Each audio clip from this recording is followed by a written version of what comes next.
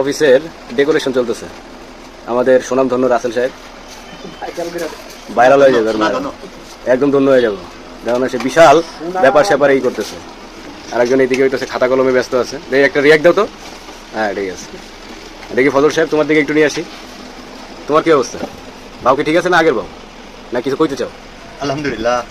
হ্যাঁ ঠিক আছে। সে কিন্তু এখনো কাজকর্মে ব্যস্ত। রাসেল লইছে হাতে কি লইছো?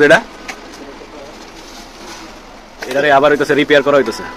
আমাদের মাতুব্বার সাহেব গেছে ফজল, একটা একটা করে খোলা হইতেছে, এটারে আবার রিপেয়ার করা হবে। সবাই দেখতে থাকুন কেমনে হইতেছে এই জিনিসটা হয়।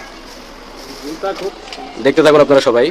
আমরা অফিসে কতটা হার্ডওয়ার্ক করতেছি, প্রচুর পরিমাণে হার্ডওয়ার্কে আছি।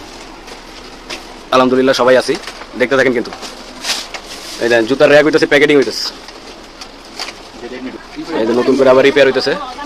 পুরোটা পলিথিন মেরে দিছে। মাঝখানে কিন্তু ফাঁকা রাইস, কিন্তু প্রসেসিং অন গোয়িং। দেখতে থাকেন আপনারা সবাই।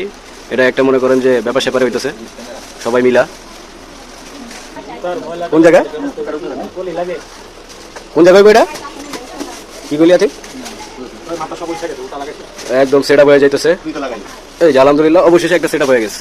জুতা রাখার র্যাক পলিথিন দিয়ে সেট আপ করে ফেলেছি। Good, very good. Wrapping paper নিতে হবে না, কালারিং করতে হবে। আচ্ছা ঠিক আছে, ওকে, ধন্যবাদ।